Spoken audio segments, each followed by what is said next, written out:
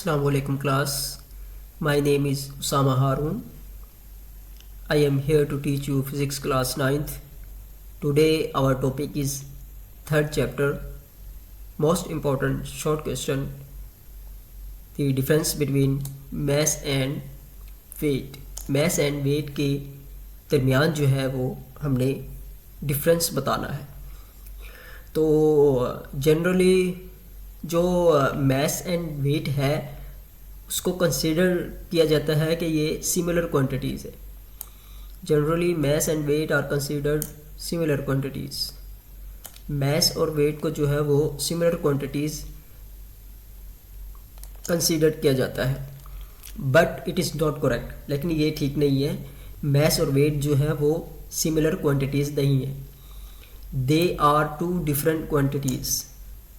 ये दो different quantities हैं, मास और वेट. मास जो है वो होता है quantity of matter possessed by a body.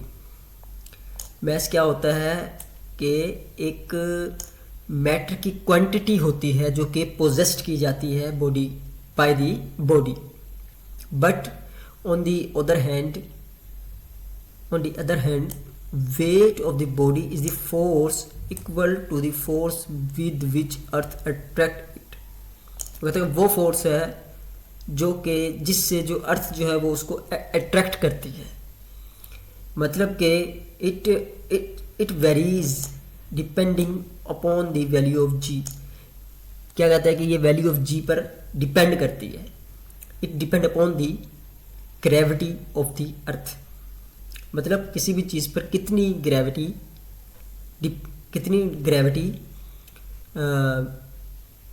लग रही है किसी भी चीज़ पर.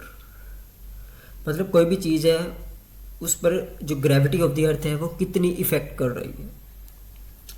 ठीक है, तो वो होता है वेट. जो मास है it is a scalar quantity. क्या कहते हैं, मास जो है वो स्केलर क्वांटिटी है. वाई? क्योंकि मास जो है वो मैग्नीट्यूड रखता है और उसकी कोई डायरेक्शन नहीं होती. ठीक है, इसी तरह जो वेट है वो वेक्टर क्वांटिटी है. Weight is a vector quantity because weight जो है उसकी डायरेक्शन होती है, मैग्नीट्यूड नहीं होता. ठीक है, और जो मास जो होता है वो चेंज नहीं होता, does not change with the change of place. मतलब आप ज़मीन पर किसी भी जगह पर हैं तो आपका मास सेम ही रहेगा. जो भी आपका मास है वही रहेगा, चेंज नहीं होगा. लेकिन जो वेट है वो सेम नहीं रहता. आप ज़मीन पर हैं तो आपका वेट कुछ और है, और आप अगर स्पेस पर हैं तो आपका वेट जो है वो कुछ और है. तो जो वेट है वो चेंज हो जाता है with change in place. On earth the weight is different from the space. So जो मास है it is measured by comparison with standard mass is using a beam balance. Beam balance आपने first chapter में पढ़ा होगा कि इसको जो है ना standard mass is using a beam balance है, उससे इसको मेजर किया जाता है. लेकिन जो वेट है उसको किससे किया जाता है? Weight is measured by a spring balance.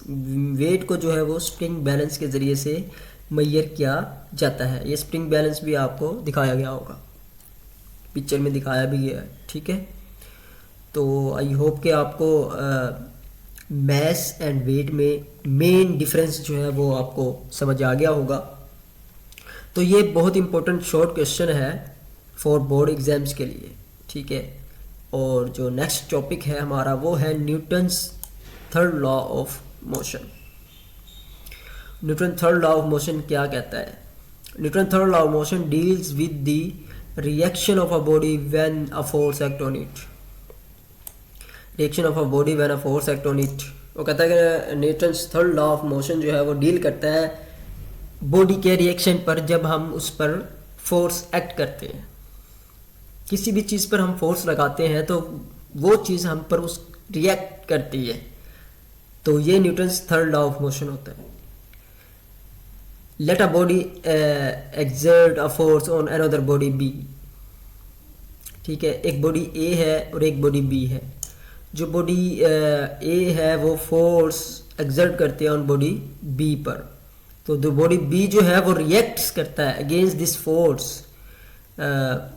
Exert a force on body A. जो बॉडी बी है वो ए पर रिएक्ट्स अगेंस्ट करता है on body A. The force exert by a body A on B, this is the action. जो body A है जब वो बॉडी बी पर फोर्स एक्सर्ट करती है तो उसको क्या कहते हैं हम, एक्शन।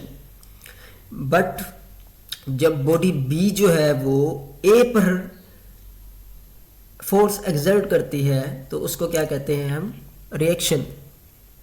तो Newton third law of motion क्या स्टेट करता है, to every action there is always an equal but opposite reaction. तो कहता है हर एक्शन जो है उसका जो रिएक्शन होता है वो सेम होता है, हर एक्शन का जो रिएक्शन है वो सेम होता है, बट उसका जो रिएक्शन होता है वो ऑपोजिट होता है उसके, ठीक है। तो हम कुछ एग्जांपल्स भी लेंगे इसकी। अकॉर्डिंग टू दिस लॉ, इसके बारे में मैं एक बात और भी बता दूं आपको, जब आप किसी बॉडी पर एक्शन अप्लाई करते हैं तो वो बॉडी इक्वल मैग्नीट्यूड के साथ रिएक्शन फोर्स अप्लाई करती है, ठीक है, इक्वल मैग्नीट्यूड के साथ रिएक्शन फोर्स अप्लाई करती है, लेकिन उसकी जो डायरेक्शन होती है वो ऑपोजिट होती है। तो इसको हम कहते हैं Newton's third law of motion. तो according to this law, action is always accompanied by a reaction force and the two forces must always be equal and opposite. Note that action and reaction forces acts on different bodies, ठीक है, different bodies पर act कर रही हैं वो हम देखते हैं।